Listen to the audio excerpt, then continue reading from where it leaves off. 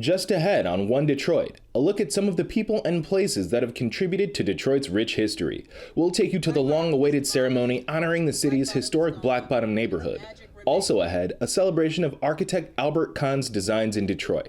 Plus, we'll remember a radio legend who narrated the musical memories of many Detroiters. And, speaking of music, we'll look at the radio personalities who helped put Detroit rock station WRIF on the map. It's all coming up next on One Detroit. From Delta Faucets to Behr Paint, MASCO Corporation is proud to deliver products that enhance the way consumers all over the world experience and enjoy their living spaces. MASCO, serving Michigan communities since 1929. Support for this program is provided by the Cynthia and Edsel Ford Fund for Journalism at Detroit Public TV, the Kresge Foundation. The DTE Foundation is a proud sponsor of Detroit Public TV, among the state's largest foundations committed to Michigan-focused giving. We support organizations that are doing exceptional work in our state. Visit dtefoundation.com to learn more. Business Leaders for Michigan, dedicated to making Michigan a top 10 state for jobs, personal income, and a healthy economy. NISSAN Foundation, and viewers like you.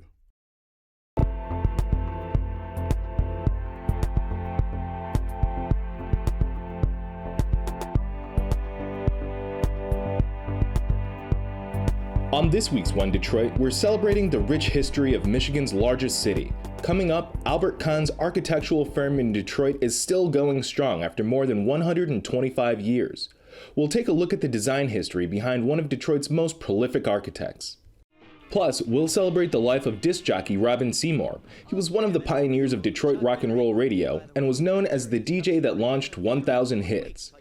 Also ahead, a walk down memory lane with 101 WRIF. We'll look back at the interesting radio personalities and creative marketing campaigns that made WRIF a top Motor City rock station in Detroit. But first up, a long-awaited honor for Detroit's Black Bottom neighborhood. A Michigan historical marker was installed in the area that was home to several prosperous African-American businesses and residents in the first half of the 20th century. The neighborhood was demolished in the late 1950s and early 1960s to make way for Interstate 375 and the Lafayette Park Residential District. One Detroit contributor A.J. Walker was at the tribute.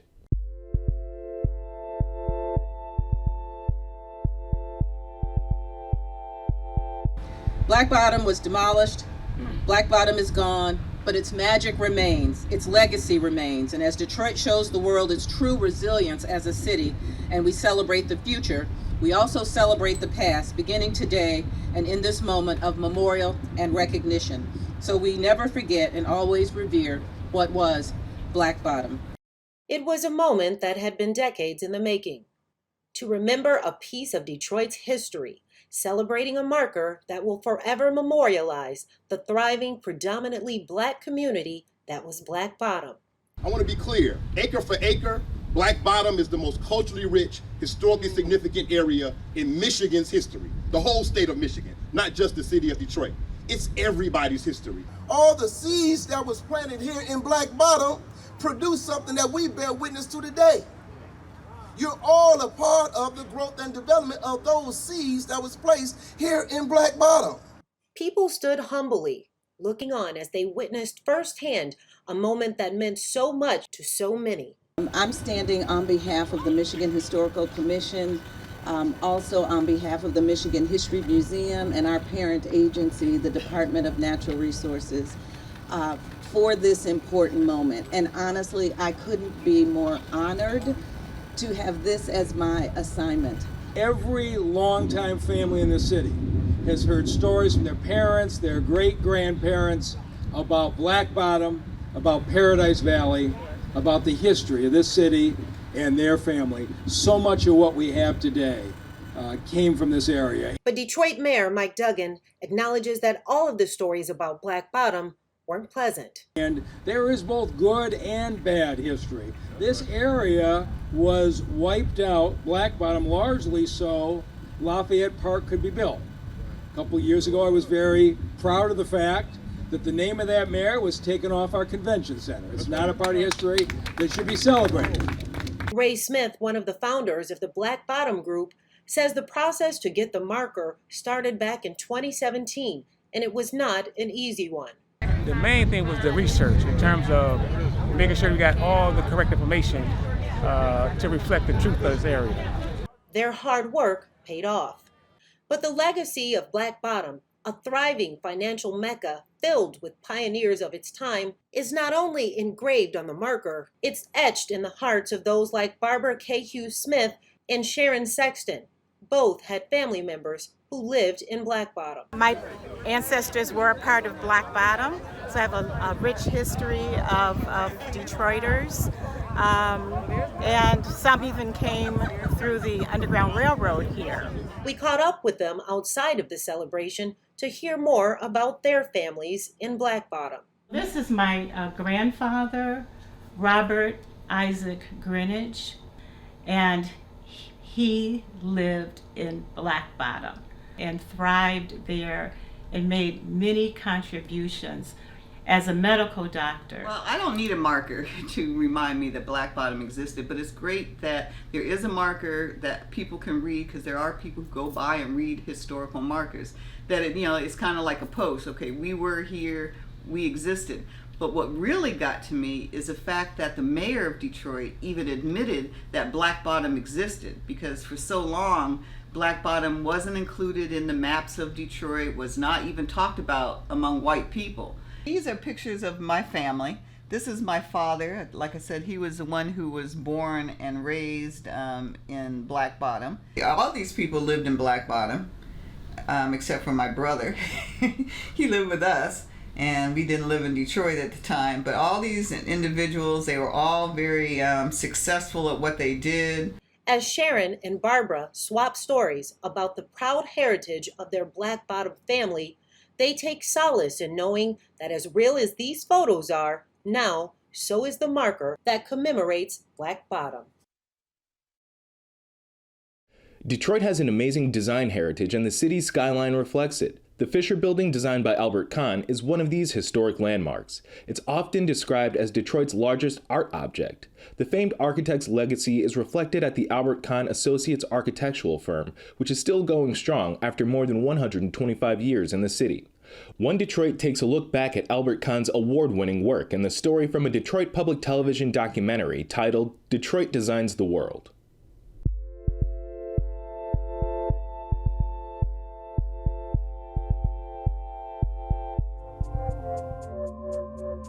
In the teens, 20s, and 30s, the Germans were devising this form follows function concept of universal space, exposing the frame of the building and developing that kind of an architectural expression.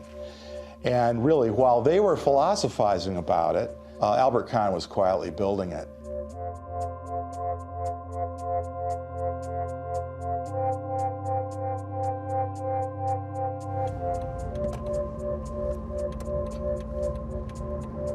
I give Albert Kahn almost as much credit as Henry Ford for the mass production of the automobile, because if there wasn't a building design like this one with wide open spaces that could allow for an assembly line to be making cars, and buildings before this couldn't do that. So this was groundbreaking, not just in the fact that the assembly line was here, but that it was a building that could handle the assembly line and allow for the assembly line to mass produce the automobile. And so it was Albert Kahn and Henry Ford together that really put the world on wheels. Here's how they put them together at the Highland Park plant. I think he looked at the client's needs and the technology of the time and integrated that into a successful solution. How can we build buildings that have a large floor plate, lots of open space, minimize the number of columns? A car comes off the end of the line every 10 seconds.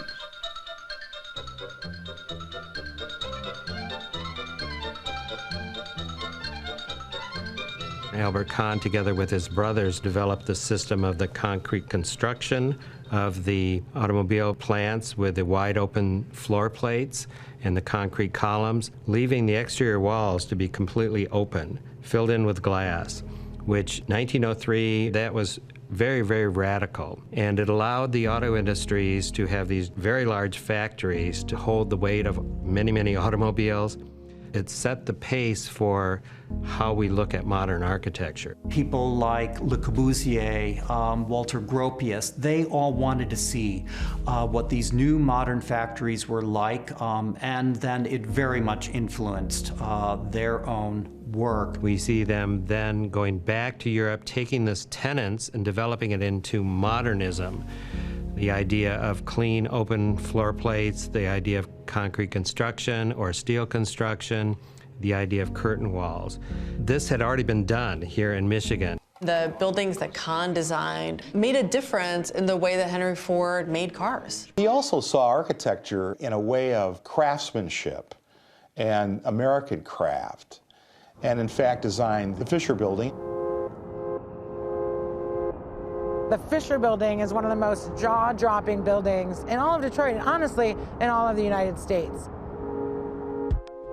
The Fisher Building sort of advanced the American Tower.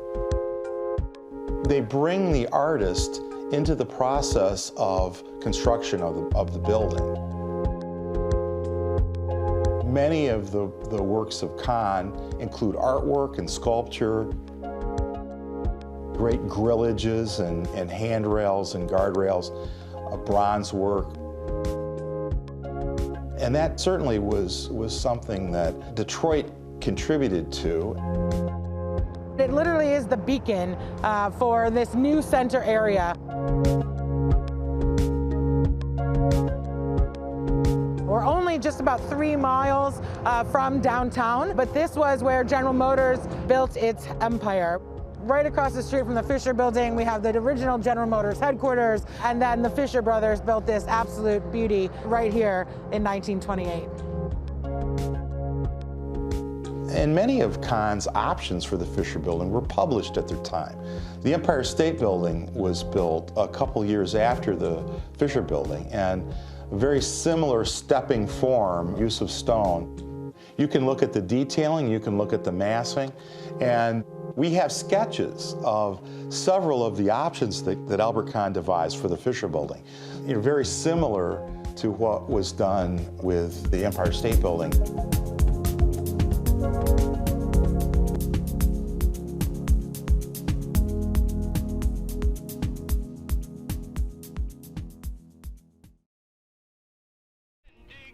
If you grew up in Detroit, chances are you remember the name, Robin Seymour. He was one of the most well-known music DJs in the area, beginning in the 1950s. Seymour passed away a couple of years ago, but his role in Detroit broadcasting history will never be forgotten.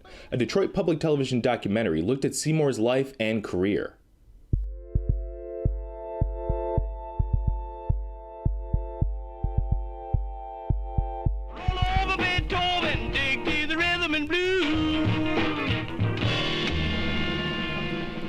Oh yeah, that was a real mover. Chuck Berry. Hey, by the way, Chuck Berry is coming to the Riviera Theater in 3 weeks. Tell you more about him later. He always had a youthful kind of verve.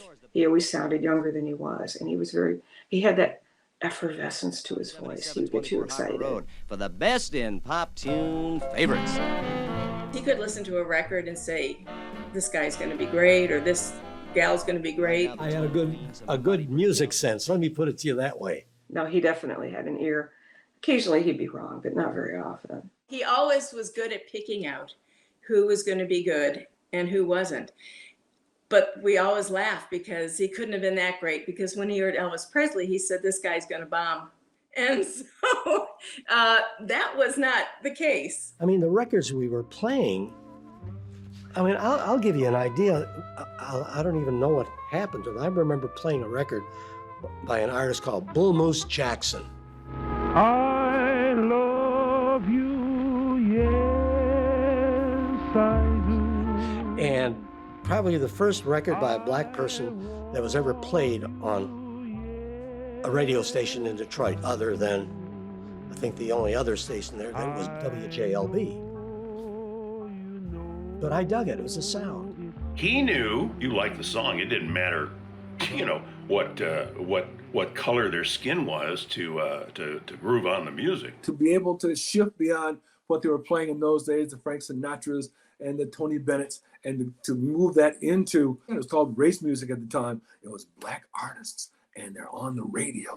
Oh my goodness, this is unheard of. Here's a young man having a ball, Little Willie John from our City of Wheels, to do his big moving hit, Fever. I would go in to play a Johnny Cash, and then would play a Little Richard. Nobody ever heard of him. Dearborn Station playing Little Richard records. That was, during those times, kind of a bold move. So he was getting R&B in. He was slipping it in before any other disc jockey in Detroit, really. That was just a revolutionary thing to do, and an incredible gift to the listeners of Detroit. It really started to become more and more common. And as rock and roll came in, he was the guy. Fred Norr, he used to get a lot of flack when he'd go down to the DAC, the Detroit Athletic Club. These guys would say, hey, I hear those black records all the time that are being played on your station. Now, what's going on, Fred? He would come back to me and say, Robin, could you sort of lighten up a little bit? He didn't care, but he was a little bit, felt funny about that. You know, these good old straight-laced white dudes down at the DAC really tried to give him the knife, you know. Fred, to his feeling, would say, you know, this is making us money. Obviously, this is what people want to hear. So go for it, kiddo. Go for it. That's one of today's top tunes, Little Richard and Tutti Frutti. He felt real close to the audience. So, you know, I also think that he was one of the first guys to really want the opinion of the kids. You know, every afternoon we take the flyer of the day, Robin's flyer of the day, we think is going to go on to become a great big hit. Why do fools fall in love? Kids would come up and sit there on the floor in the other studio and they dance and do their homework. You know, the thing that Robin was able to do, he was able to gain the trust of his audience. Why do fools fall in love? And that's a very hard thing to do and a very delicate thing to keep. But once you get it, you can lead your audience to places that maybe they don't even want to go or they don't even know about. You picked out your own records.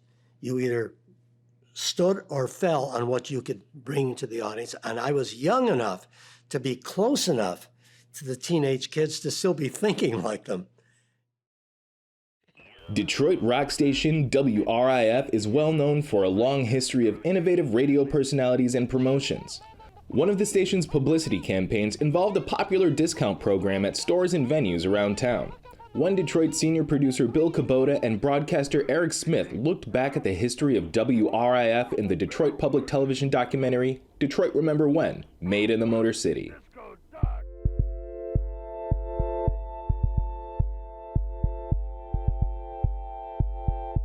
These days, we don't really give a second thought about all those loyalty programs. You know, the cards you got in your wallet, those barcodes on your keychains. Well, ideas like that have to start somewhere, right?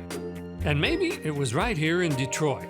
So we'll begin the story, let's say around 1976. Biggie man, well, you know, I just thought people would run and boogie and party. That's when Detroit got its first wacky FM rock morning guy.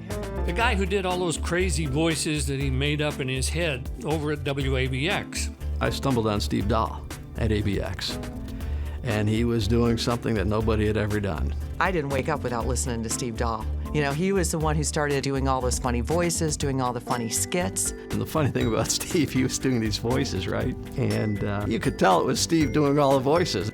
George Beyer was just 20 years old, going to Wayne State and working at a gas station, and, well, he did some funny voices, too. Yoo-hoo, Olive. I'm used to babysit Sleepy while you does the grocery shopping.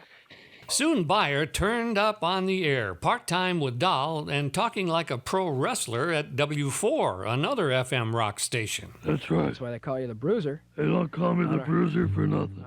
I started doing Dick the Bruiser because Steve needed a bodyguard in his, you know, in his radio world. He's becoming so popular, he needs a bodyguard. So who's he going to get for a bodyguard? I don't know, he's Dick the Bruiser, a wrestler from Detroit. Well, what does he do? I don't know what he does, Steve, but he talks like this. Well, when Steve Dahl left for another job in Chicago, Jim Johnson stepped in playing straight man to Beyer's characters, and thus became the famous JJ and the Morning Crew. I was from East Detroit, Jim was from Redford. So why couldn't we talk to somebody who's listening from Taylor? I'm sure they won't land on the freeway. However, it's a very strange sight to be driving down the Chrysler Freeway. You look up on the horizon, and there are three UFOs reported so far at the Chrysler and 8 Mile. And that was part of the success, was the Detroitness of the show. This is Jackie Stewart for W4 Traffic. It didn't take long for things to heat up. In 1979, WRIF pulled out every stop in the books in the FM ratings war. Jim and George really started making it happen at W4, and it became very, very clear to us that that was really the missing piece of the radio station. I mean, we always had good morning shows, but we never really had that breakout show. ABC actually owned WRIF at the time, and, well, they also just happened to own Channel 7 as well. If you remember the We Got Who You Wanted campaign, right, where they paired up Bill Bonds and John Kelly and Marilyn Turner. But then they decided, wait a minute, if it worked for our TV stations, why can't this work for our radio stations? Really, in one day, we brought in Karen Savelli, and we brought in JJ and the Morning Crew, which was really the big deal. Ken Calvert and Steve Costan joined the team, and thus began some very memorable promotions. It came out in the fall of 1979. Everybody was talking about that. It really had a big impact. They called the commercial The Mouth. You have a remarkable mouth. WRIF is a remarkable radio station. It probably was the best radio ad in the history of radio ads. Meantime, over in Chicago, Steve Dahl was causing quite the stir, blowing up a bunch of disco records at a baseball game. Disco had us running. It looked like it was going to take over the world and run the Aerosmiths and the Led Zeppelins right out of business. It didn't happen, of course, but it just was the right thing at the right time, and boy, it just took off. With all that sudden disdain for disco, JJ and the Morning Crew started their own special club. You know, everybody steals promotions. We thought this would be a good one to steal. Here in Detroit, we've got at least one or two disco stations. So why not go on the attack? Well, we got to call it something. Okay, what are we going to call it? Well, let's get Detroit in it. Yeah, let's get Detroit in it. Let's get rockers in it. Detroit rockers that hate disco. D.R.E.A.D. No, that doesn't sound like anything. What are you going to do? D.R.E.A.D, it turned out to be Detroit rockers. Engaged in the abolition of disco. I think Georgie came up with the card. Got to have your card. How can you be a card-carrying member if you don't have a card? Yeah, Dick the Bruiser speaking. Well, this is fair warning. Fair warning? Yeah, this is the Disco Duck. Disco Duck? On morning radio, George Byers' Bruiser was taking on really a life of its own, and soon, well, the real Dick Bruiser even came out to promote the station. We ain't just fooling around. No time for Bee Gees or John Travolta. We've had enough of that now. When we put together the Bruiser Band, which really turned out to be one of the greatest promotions ever. We got three-piece suits. The Bruiser Band actually opened for a number of national acts, with George Byers singing parody songs, as you know, The Bruiser. JJ and the Morning Crew, Jim and George, were really, really driving the radio station, and there's no doubt about it. The credo of radio is so goes your morning, so goes your radio station. Meanwhile, those Dread cards were such a hit, they were being upgraded to gold Dread cards with actual serial numbers on them. Somebody came up with a genius idea. I don't know who it was. Why don't we combine this promotion with our advertisers and offer people with these cards discounts at various retailers around town? It was great. You could go into Harmony House, which was the big record chain in those days, flash your WRIF gold card, and they would knock $1 off any album. And we had the, gold Dread card stickers accepted here. So then it kind of evolved to Detroit rockers engaged in the acquisition of discounts. Tens, maybe hundreds of thousands of those Dread cards actually circulated throughout Metro Detroit. Maybe there's one still in your wallet or one of your drawers somewhere. A reminder how a crazy radio promotion actually worked its way into our pocketbooks and, sure, into our hearts as well. That will do it for this week's One Detroit. Thanks for joining us. Make sure to come back for One Detroit Arts and Culture on Mondays at 7:30 p.m. Head to the One Detroit website for all the stories we're working on. Follow us on social media and sign up for our weekly newsletter.